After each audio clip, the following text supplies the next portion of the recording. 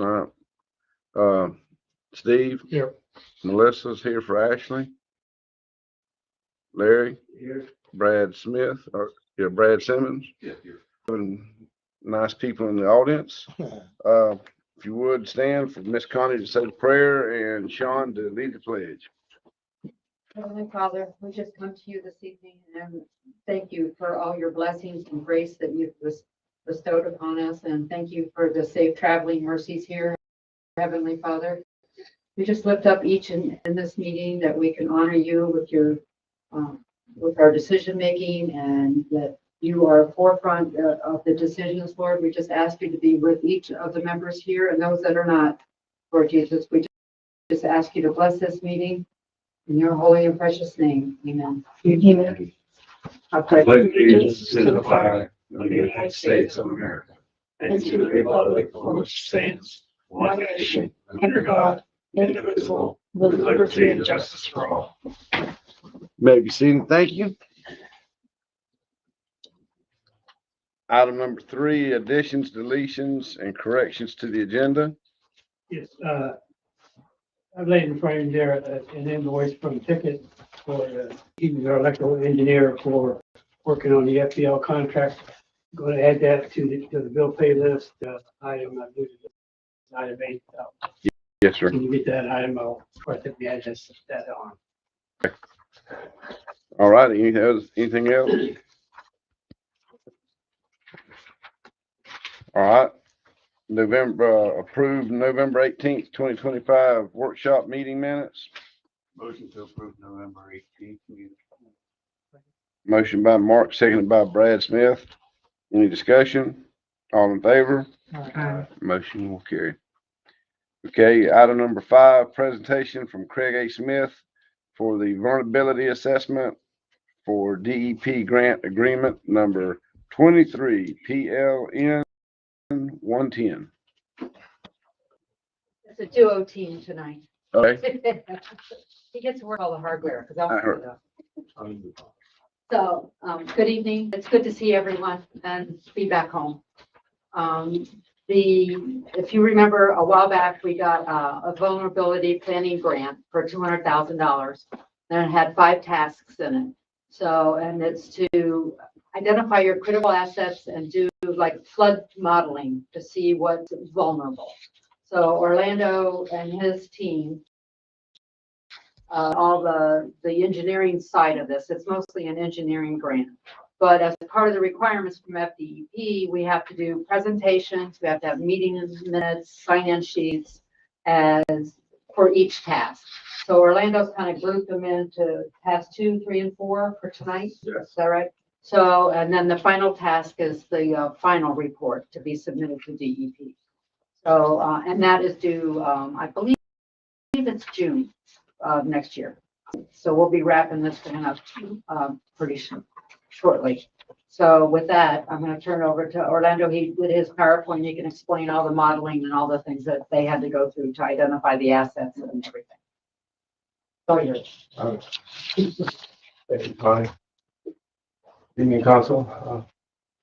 Is Orlando Rubio from Craig A. Smith and Associates. The vulnerability assessment task 2 through 4, and we'll start the slides. There's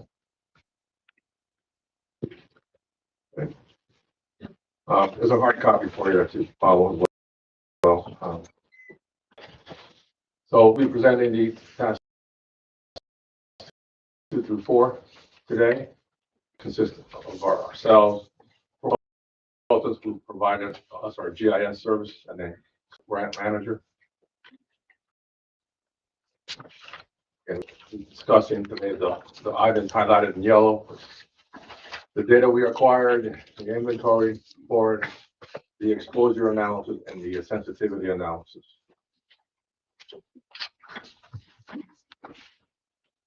So just a brief description of this. The VAs is a planning document that conducts analysis of all city-owned critical assets with respect to adverse impacts from climate change in compliance with Statute 380.093 Florida statute. Critical assets are defined as essential for government functions national security, public health, safety, the economy, flood and storm protection, water quality, and wildlife habitat management, etc. So this VA identifies and analyzes the vulnerability of and risk to such assets, and these VAs have to be updated every 5 years, and this is something that's required from DEP to be considered for future resilient Florida grant program projects. All right, so back in May of 2024, we had our kickoff meeting. The project scope, tasks involved. Today, we're going to be doing tasks 2 through 4, which is the data, exposure, and the sensitivity analysis. We began with acquiring the data for the modeling.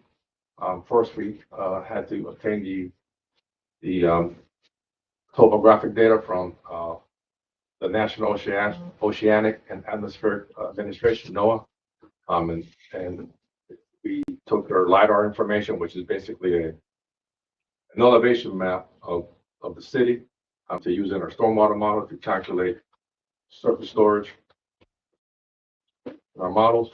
And there's a definition of LiDAR entered in that in the slide, just for informational sake. This is just a snip of the imported LiDAR information. It represents all the the elevations throughout the city, and the color is pretty uniform, so we're pretty flat except for a few areas. But that gives you an idea of what our elevations are.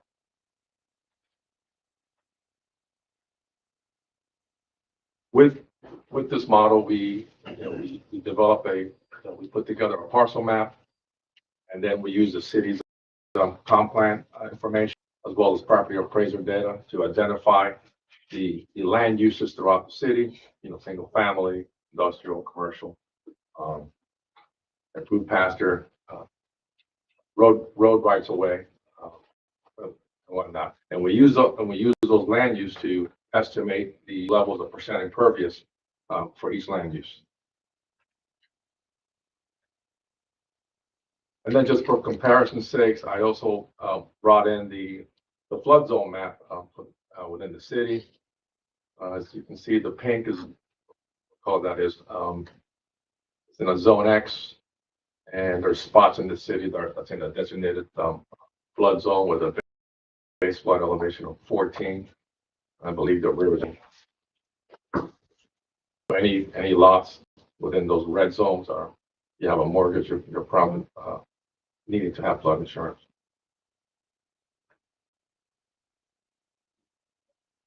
Additional data that we had to pull down from to do our model.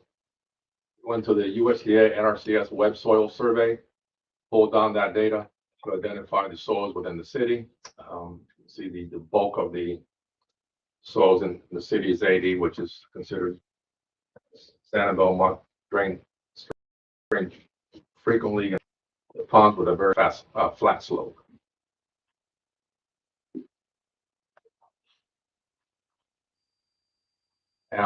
These are the basins I created in the model.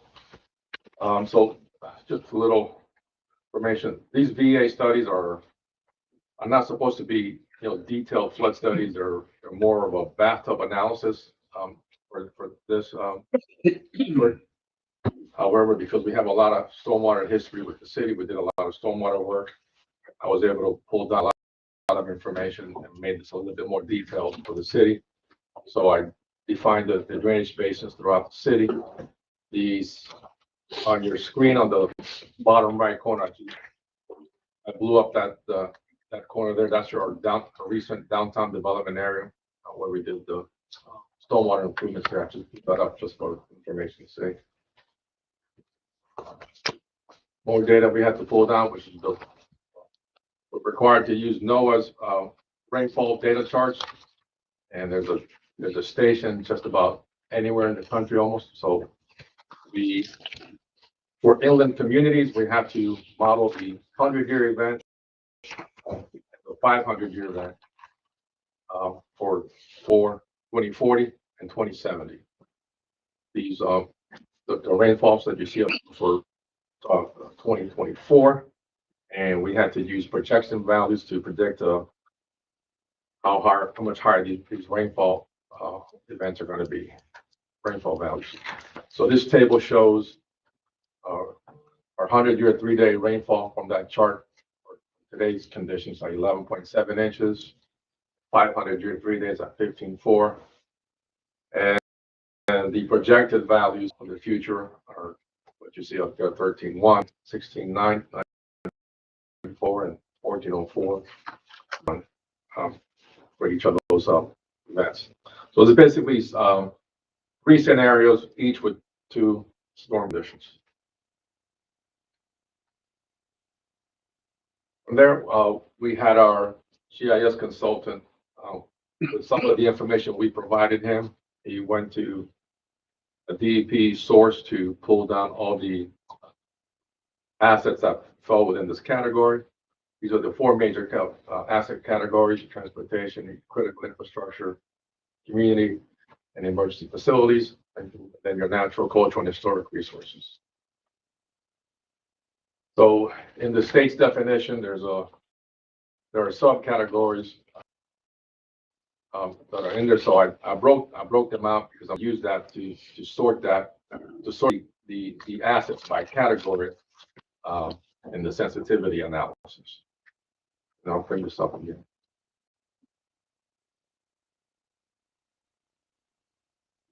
So from the assets that our GIS consultant pulled in, I have received their data, and I created a map layer identifying where all the assets were found. And I used that to locate them to the respective basins so that I can compare the asset elevation obtained with the flood elevation for the 6 storm events.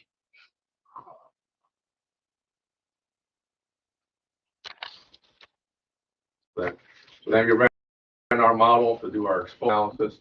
Again, we just ran the 100-year and 500-year events for the recent areas. From there, we created an asset table with names, the asset elevation, the basin location, and the flood zone that the assets in. Alongside the asset table, asset information, we exported the peak flood stages for each basin and calculated flood depths, if any, for that particular asset, and then assigned a flood risk exposure. Oops. So for the exposure analysis, we use these flood risks identifications from minimal to extreme. This is what I've seen before in DEP's guidance. So you'll see a table with this color format for each asset.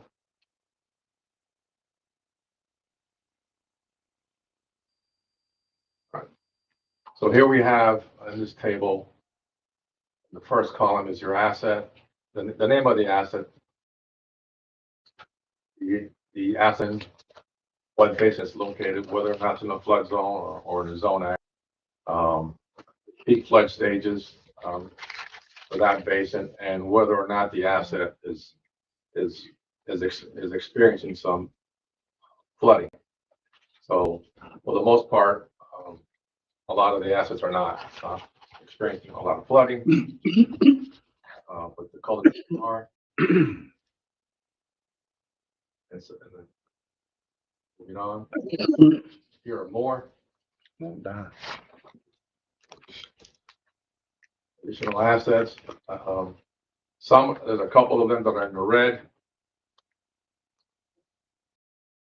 One that's in the red is the solid waste site, and there's a Riverside Drive stormwater pump station that's at Ag Pump down south, which is you have to walk down to the scaffold. It's kind of low in elevation, so with these extreme conditions, you're going to see them underwater.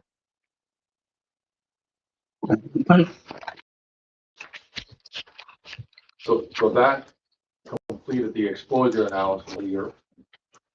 We're looking into the sensitivity analysis. We compiled all the information, measure the impact of flooding on each asset, and find risk levels. And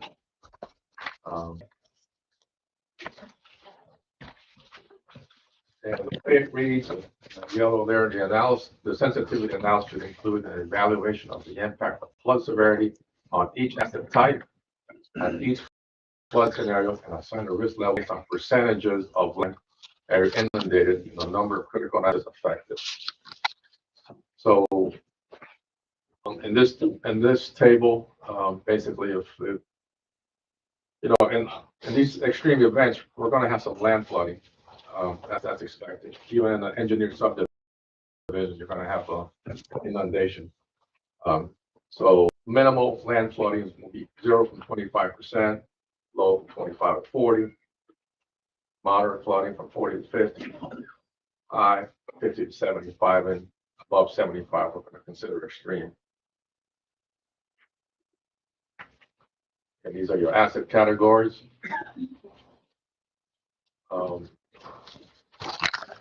This table I created to show where the assets were located in the basin, and the number of assets that were impacted, and the percent of that basin area being inundated. Just a little information on the first basin 1. You see a lot on the red. That's the pond where you have the Pinehurst pump station, Stormwater pump station, and it's basically that basin. It's just a pond, and it's expected to have a lot of water. All the water, we're piping a lot of water into that pond. But the pump station, the stormwater pump station, and the lift station there is in good shape. Okay, so here's the table. This in the same asset, but identify them under their asset categories.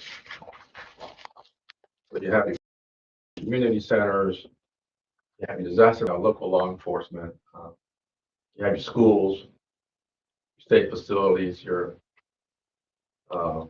lift stations, the letters before the asset name, like CI's critical infrastructure lift station. We have a handful of lift stations within the actual city limits.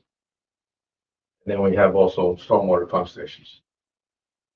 And then we have a historic district within the city. So we picked that up, and I took all the corners of that historic district and came up with an average elevation.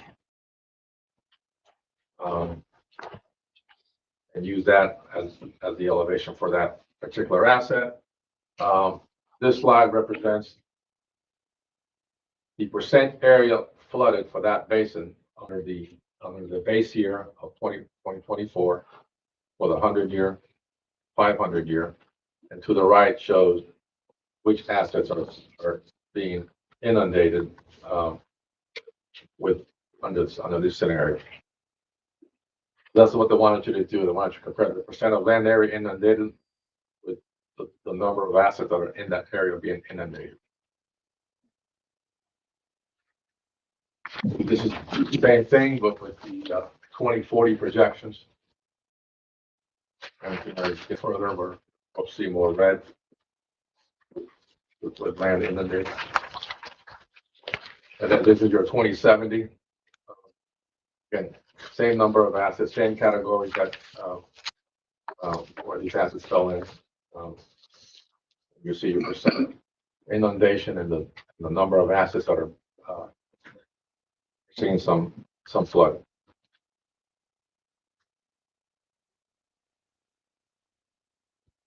So with that, we gave our consultant our model results, and what we did kind of limit the number of maps.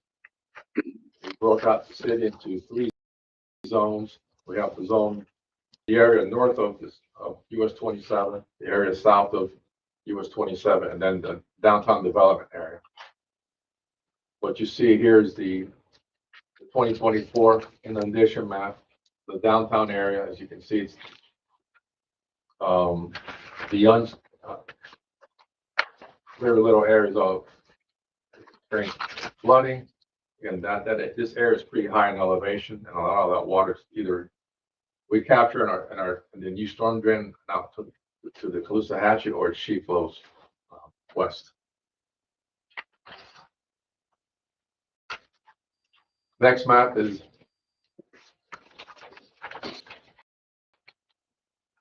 this is the 2070 condition. This is the same downtown area, but again a little more level of inundation, but not too bad. Here's the area north of US 27. Again, we've done a lot of stormwater improvements out here, and we can see why with the 2 stations and a lot of stormwater collection systems out here. So these maps show the inundation. It also has the points of all the critical assets that we showed in the table. So this is for 2024, 21 to 70.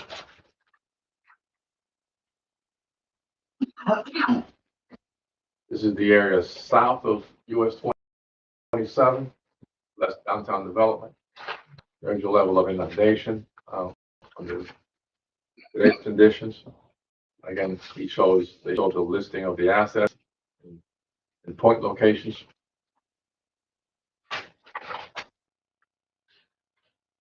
And here's the 2070 analysis. I didn't show the 2040 because I figured it'd be 35 slides on, but you can kind of get the idea.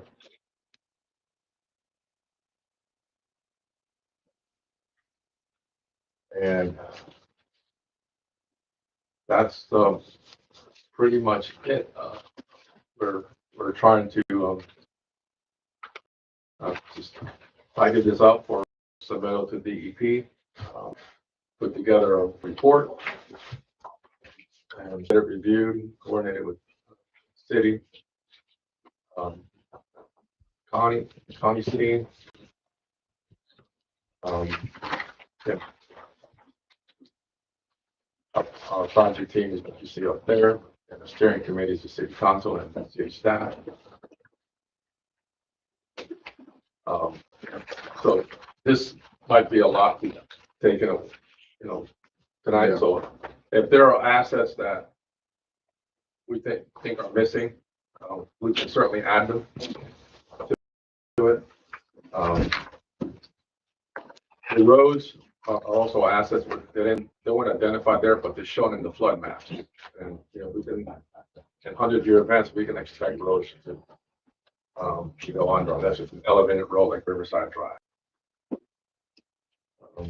With that, I'll just open this up for questions or comments.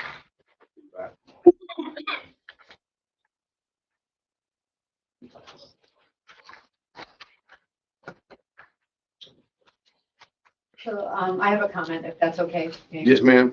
So once this report is completed, there is an implementation program that the projects that are vulnerable identified in this plan, you can go after money. So like that agricultural pump that is vulnerable, we can go after an implementation grant to fix that. Whether it's a new pump, bring it up higher, get a different kind of pump, whatever. So we can go after grant money to do those kinds of things, to bring it up so it will be operational. And if I remember right, it's right there at the mouth of the river. Yes, it's right over there. And then you also have the solid waste side. If you use that a lot, you can get grants to either bring it up or improve drainage around to get water up a bit sooner for yourselves. So anything that's like the extreme level, the 75%, the red items, and you could prioritize those based on the final results of the report. You could put once you accept the report, you could do a priority listing of the items that you want to go after in that implementation grant. And it's a DEP grant. And they're supposed to be putting money into that program. Last year they didn't, they put more money into planning grants.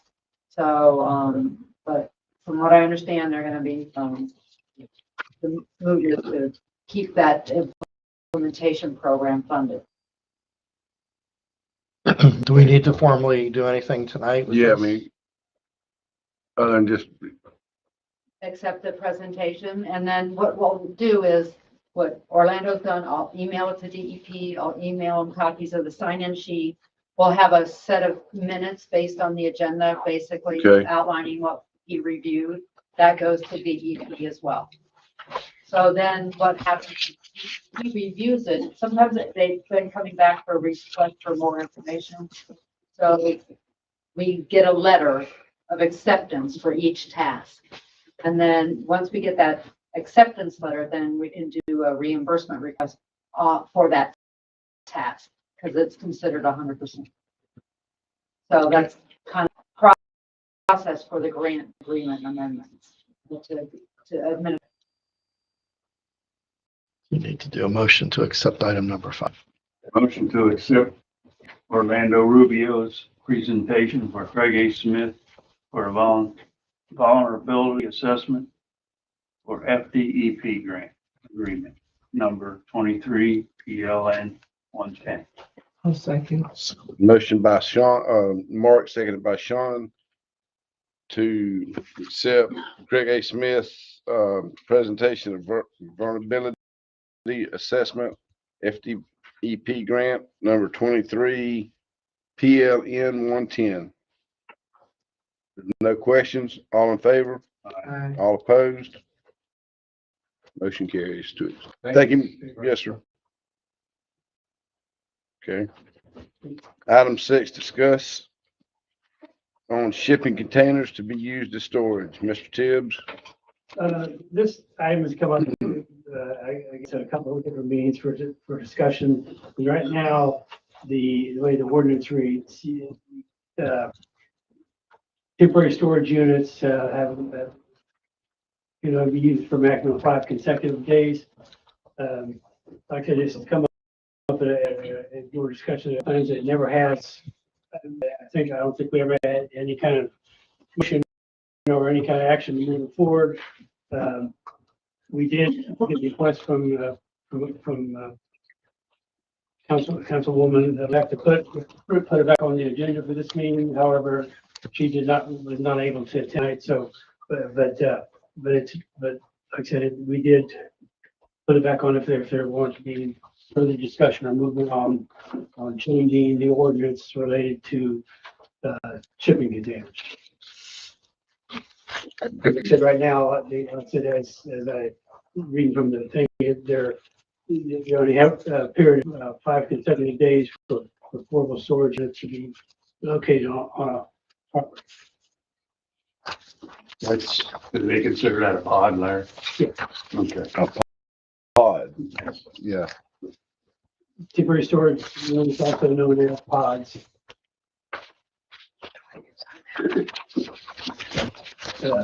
Again, I think we have been discussed a couple different times. Like I said, I don't think we've ever had any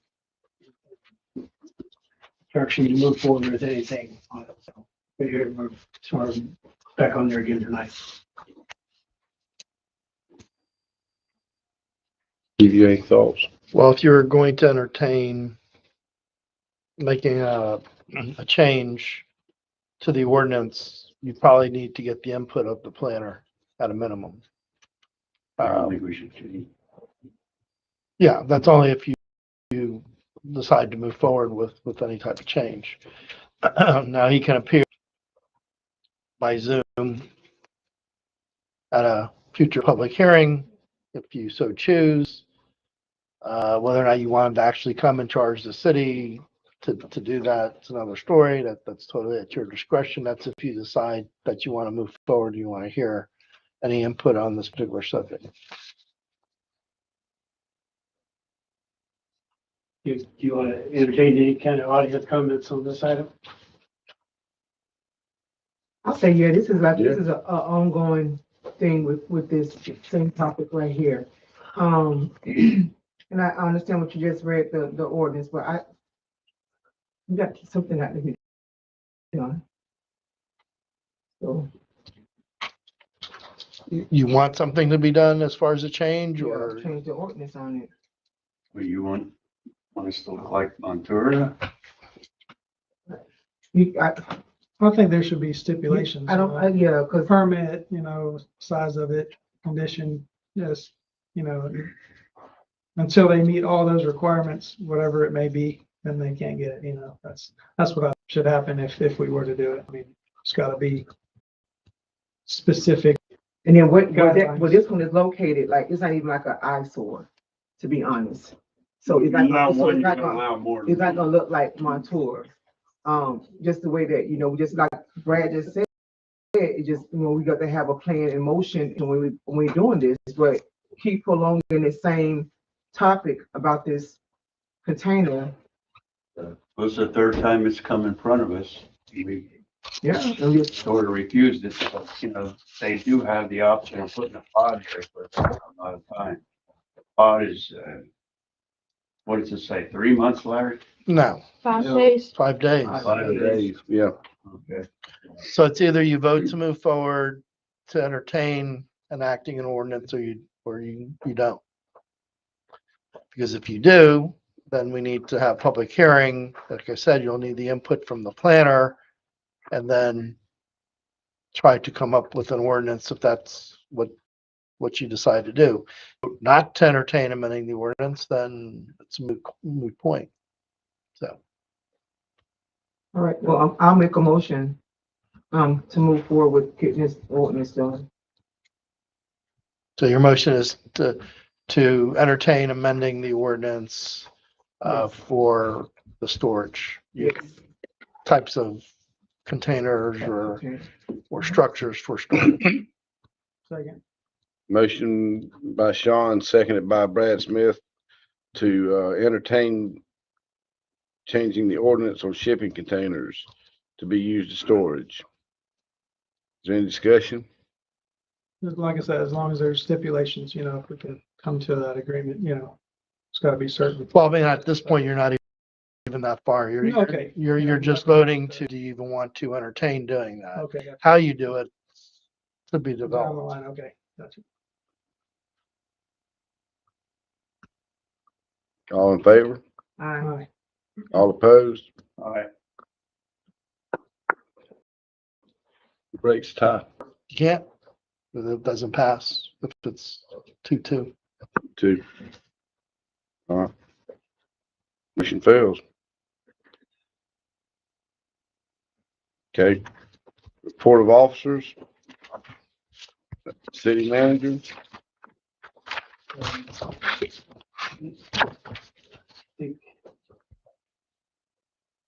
I think I don't have anything really new to report. I think as far as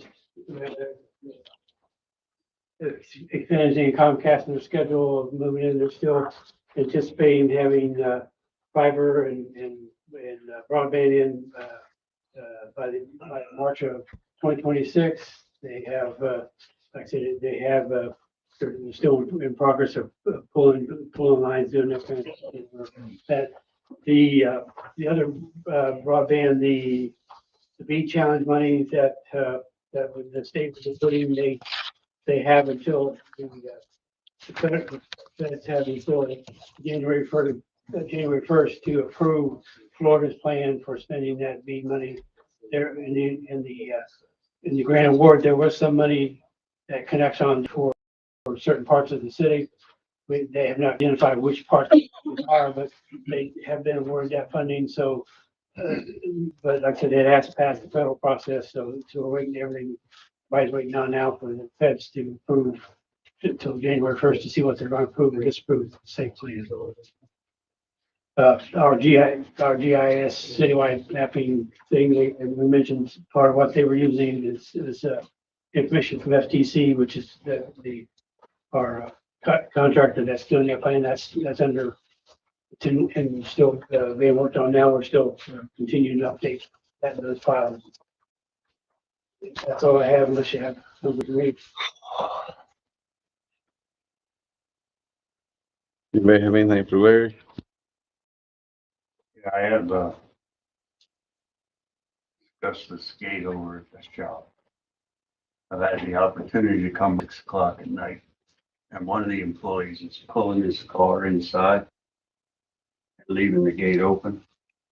I believe we all agree that that gate needs to be closed and locked What date is this? over at the shop, the barn. We've had mules stolen there in the past. Those aren't tied up. Mowed. Just need it locked, right? Sure you can. Let's the little duck person, I'll get them. Yes, sir. They unlock and go ahead. Thank you. Oh, I got clips. Sean, you got anything for Larry? Brad? All right. Thank you, Larry. Mr. City Attorney? So with regards to the school board and the new school, we had, the city had invoiced the school board for 3 categories: electric, water, and sewer.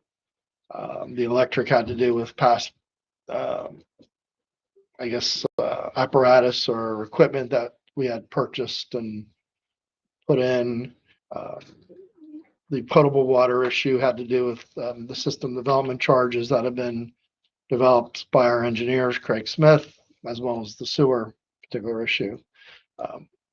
So on coming up on Monday at joint authority meeting, we're going to put on the agenda about the system development charges that have been sent to the school board, because we haven't had any feedback whatsoever, period.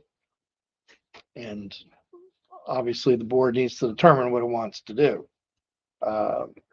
My understanding is that the school board was going to pay the potable water, but had questions about the sewer system development charges. They were still hung up on the lift station, which those charges have nothing to do with the lift station, what needs to be done or improvements or what's been done, whatever the case may be. So I just want you to be aware that on Monday, we're going to add it to the agenda to determine what happens. Do you cut the school off before they even open because they haven't paid these charges? It's hard for me to comment, because at this point I would have thought an engineer would have contacted our engineers to, if there were issues or questions or considerations, they would have at least made some sort of contact to the city or the county or both, or engineers to have a discussion about what the data was behind what led to those particular charges. But at this point, they've been silent unless you know. They have paid the water. They Okay, have paid the water connection. the system development charges? Yes. Okay, so, But like I said, the last CCPWA meeting, the board did approve, the bill for the sewer side for the system development charges. But actually, like you say, they have not paid that as of yet. yeah, my understanding from discussion through the school board indirectly was that they didn't have an issue with the potable water, so it's good to hear. I wasn't aware that they had paid the potable water and they paid the electric.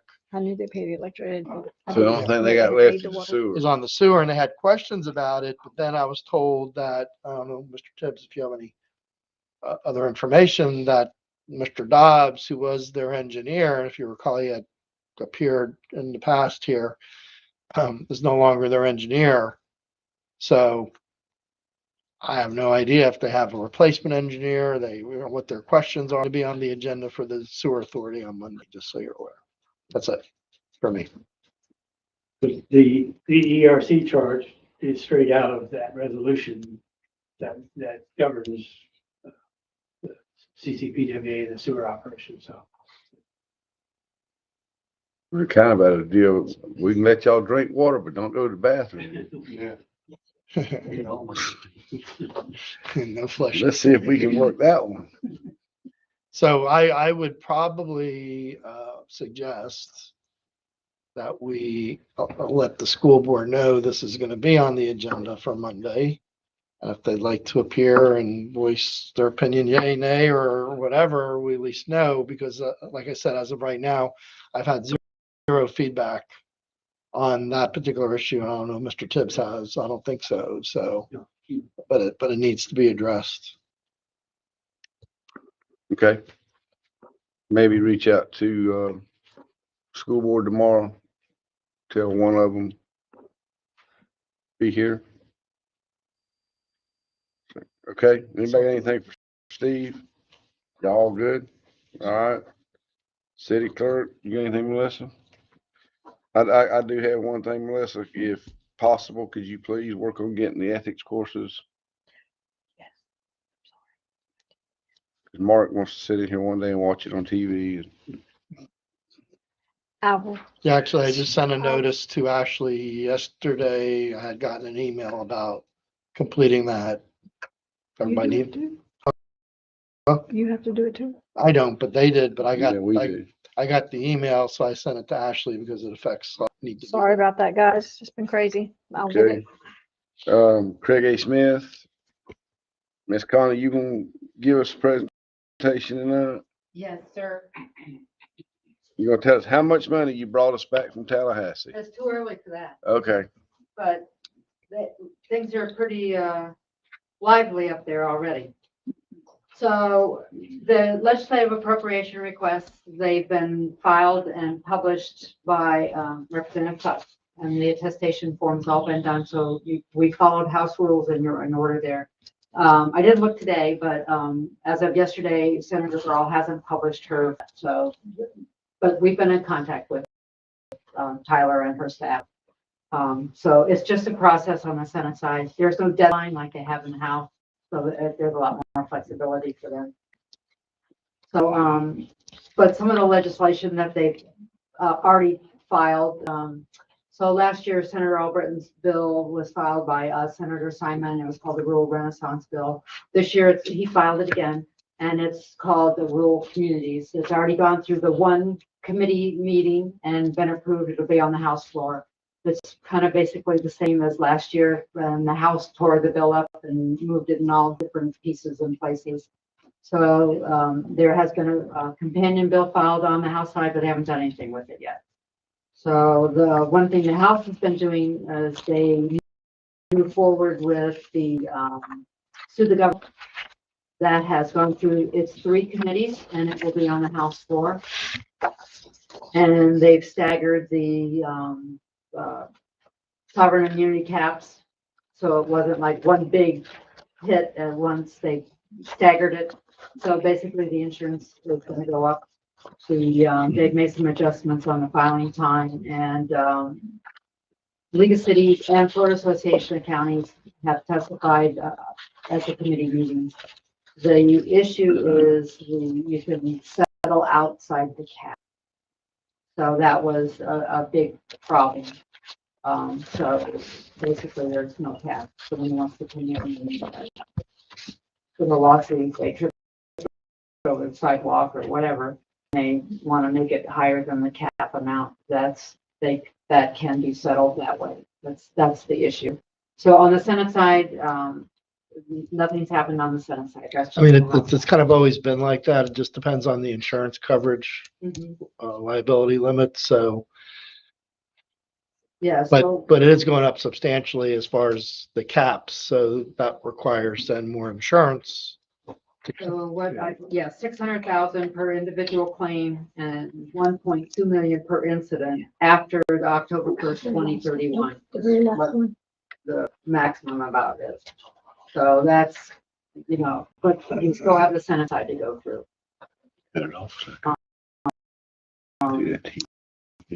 The occupational license, business tax, that is that a big issue for you? Because they want to repeal the whole chapter. Not a shock. Yeah, they want it to be a friendly business state type thing. The one property tax bill that did go through the committees and will be on the House floor is House Property Tax, Joint Resolution 209. And it increases the homestead exemption from non-school ad valorem taxes by $200,000 for insured homestead properties. So, but the way they termed multi-peril policy, I'm assuming that includes, flood insurance. So, complete package, flood insurance and homeowners insurance. Not everybody has flood insurance. So that's gonna go to the House floor. Senate side, they're being cautious. They don't have anything out there yet, so it's still. So I think the property, the rural renaissance bill, those are, each side has got their favorites. So how does the House anticipate a jurisdiction making up a loss? No implementing bill. Hmm. So, and that's the big discussion. So, yeah. So there isn't one, so that remains to be just determined. So those are some of the things that are going on legislative wise. As far as our grant administration services for the City Hall hardening, we've been working with Florida Commerce and Larry, and we've written letters to the delegation members asking to bless the amendment request for one more time, and to include the equipment, the generator and ADA automatic entry. So I think we saw a draft of the amendment, but informally some. So it's coming. And then we're starting our progress reports for the quarter ending December, and that'll include the water treatment plant, the new grant for that. I know. So we're up there, we're attending things and visiting people and making noise. And so, I know the water plant's an important, getting the rest of those funding dollars is pretty important. So we've been, in close contact with Representative Tuck, her staff, and Senator Brawl and her staff for those appropriations. Do you have any questions for me? I think I'm good. All right, we'll be back up there in January. Thank So please, I want nice warm weather and no snow. So if there's anything you need, please call us. Larry, he get a hold of him. So, but thank you very much for allowing us to be here tonight. Thank you for coming, Connor. Thank you. I have a person. Are you doing toys for Paul? Yes, Is it too late? no, I have something for you. okay. Okay. Public Works Superintendent. It's kind of moving along as usual. We did receive the small bucket truck in this morning. We gotta get the tag insurance and all that stuff on it before we can actually get it on the road. Get the fuse in it. That's the one that's gonna replace King's truck. Yes. Checked it over. Things good on it. So, we have Christmas on Caloosahatchee Thursday and the marketplace Friday night. So this will be kind of busy up here. They're gonna do the marketplace on a Friday? Friday night to a Friday. Wow. Friday evening. Okay. Close J there. All Okay. on to it there. The only other thing I had to kind of bring up is what is the ordinance? And I probably should have looked at, we had a kind of an event this weekend. Vandalism and I blame it on kids. I mean, it's adults. Probably did. But what's the ordinance in town where we can help the sheriff department with these people? I mean, it's every morning I gotta go down the river and pick up stuff that they're burning and, and it's, They should be out of the area before, Yeah. right at dawn, dark. The park closes at dawn, right? but even down the river. Yeah. I mean, you can be driving down through town and there's a tree and there's a bunch of stuff that they've got from who knows where and what they didn't want it out there, It's, pretty much you gotta ride every street every morning to go behind the vagrants. And once they stop the stop signs and throw it out. Is there something we can do with ordinance wise or something to help the sheriff's department maybe get It's already on something books. done with them, you know? I mean, if it's dumping, illegal dumping, it's already on the books. That's a litter thing, I get that, but it's, Well, I'm not sure what you're talking about other than, well, you gotta catch them. well, yeah, They're in the that's, park at night, yeah. laying down there on the picnic, you know, that table at night, cause there's something that we can do with it. So you think it's like somebody, like a homeless person that's doing this? I thought we just had something because of the marina. Didn't we write an ordinance about the, Trespass. No, we've never got lately. And I mean, we could take a look at it, but I mean, the only thing you could do is the city property is closed after a certain point in time and there's somebody present violating the law and they get arrested if they're found. yeah, But again, you gotta find them, gotta catch them. Yeah, you know, just, kind of why I'm bringing it up, bringing everybody's point that it's becoming a bigger problem. I mean, we can ask, can we get better can we get some more coverage? Yeah, what I can do is I can have guys, tell them that they need to make sure that their routine is, I don't know, probably about an hour after dark, have them swing through that, give everybody enough time to turn around and get collected and get out, Yeah, you know. I know I don't work nights all the time, but when I do, it's one of the things I do is try to see if anybody's hanging out, because I know I hear y'all's complaints. So, I just try to get guys turn around and about an hour after dark, turn around and try to get them. yeah. And you swing through and find out who's in the park and go ahead and run them off. And if you catch somebody up and down later at night, I mean, Yeah, because and that's the same thing. I go around here, I go around the marina, and I go down, try to check anything that's down against the river. yeah,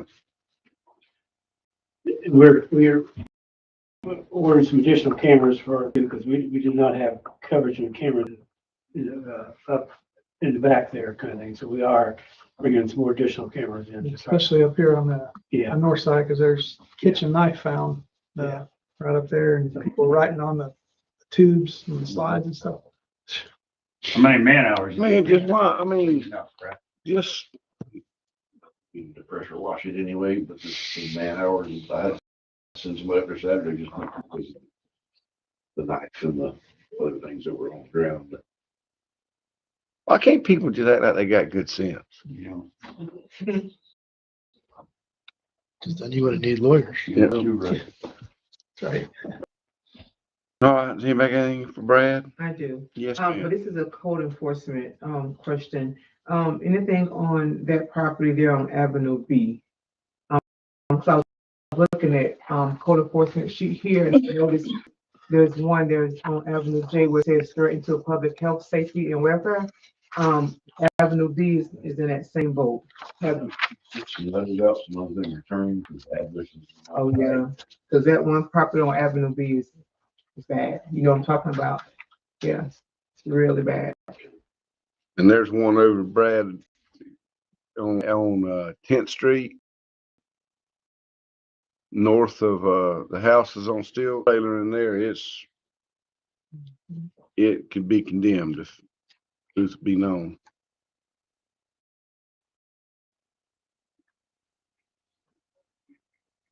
Yes.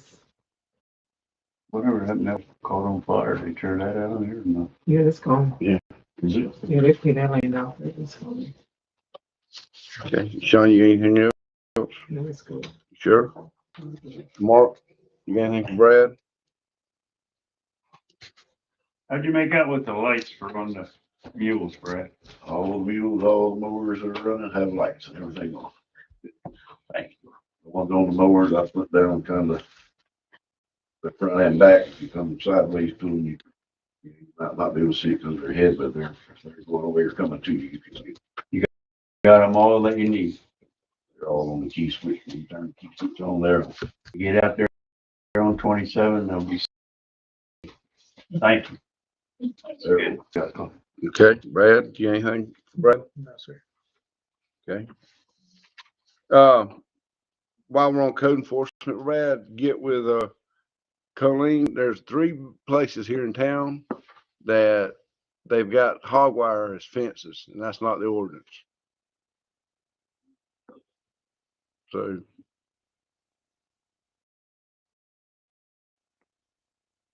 Other than that, that's okay. Item number 8, approval of the bills in the amount of $50,729 and 55,100. And that's including the, Mhm. so, okay. So moved. Moved by Mark, Second. seconded by Brad Smith. Any discussion? Yes. Yes, ma'am. All right, this animal control inquiry, there's the same charge twice. I Before this don't, kind of work kind of commission, the same charge twice.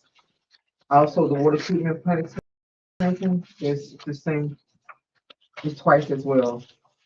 the one on the animal control, Yes, ma'am. and the only thing I can think is if we did not get an invoice and then they invoiced us for both quarters that we didn't get the invoice Mm, for. So okay. that very well could be that, but I'll check it. Now, the expansion, I can't answer that, but I'll find out. That's it. Okay. All in favor? All right. All opposed? Motion carries. Okay. Citizens' comments, general concerns. Speakers are limited to 3 minutes. Yes, sir. Yes, sir. Just stand at the podium? Yes, sir, please. State your name if you don't mind. Yes, sir.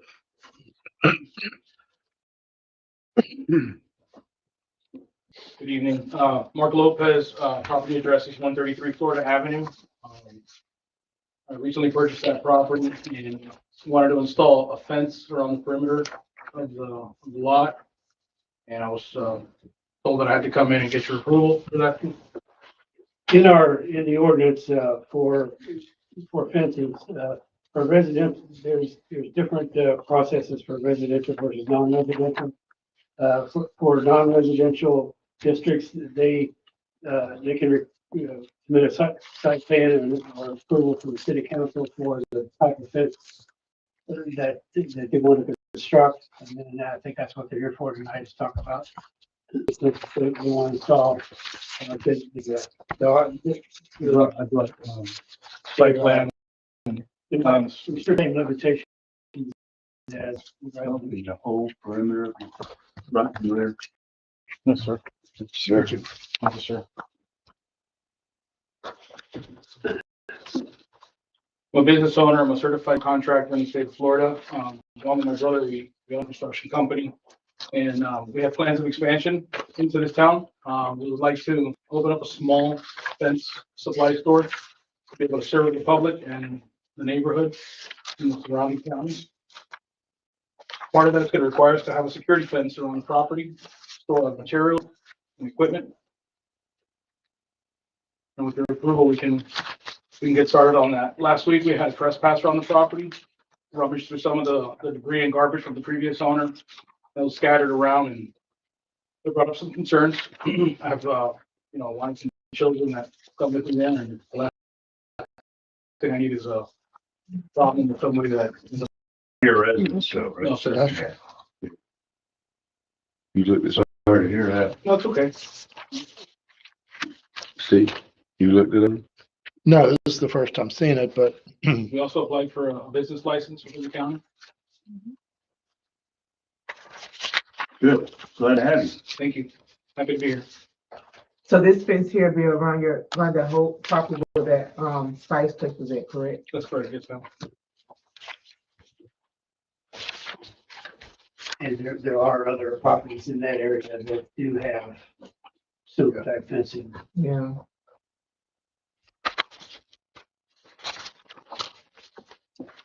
And it's that, Dave has any fencing, but John does. I know that. Baskin Welding has, David does not. yeah, so what you're saying is what he submitted is on par with those other properties in the same zone? Yes. yep, I make a motion to approve his fence around this property. Motion by Sean, seconded by Brad Smith to approve the fencing from, The application submitted. the application submitted. Thank you, sir. Thank you. Any, all in favor? Aye. All opposed? Motion carries. Thanks, sir. Thanks, sir. Yes, sir. Thank you for the donuts. Yep, thank you for doing this. It's a crying shame. We live in a community where we have to put a chain link fence up to keep people out. Yep. Thank you again. Have a good evening. Yes, sir, you too. Bye, y'all. Welcome to Moorhaven. All right, next. Good evening, Mayor and Council. I'm Timmy Powers. I live at 854 Thacker Boulevard. Item number 6 was my request for one metal shipping container. Anchored, storage only, no living in. It happened before I could speak, but I want to address the concern about looking like Montura. I don't want that either. I commit to painting it to match my house, adding a fence if needed, keeping it neat and in the backyard. It'll look regular, just like a regular shed. I'm happy to put it in writing. Thank you for hearing me, and please put it back on the January agenda for another vote. Thank you. Okay. Anybody else?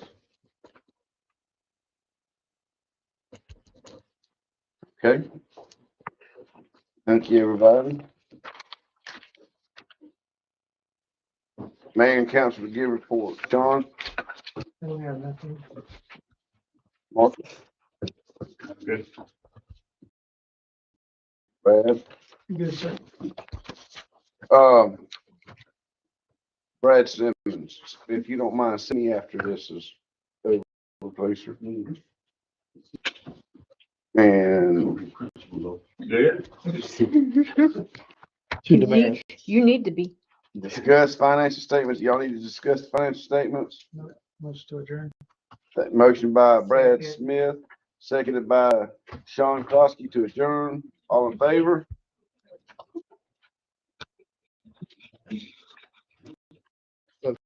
Tomorrow.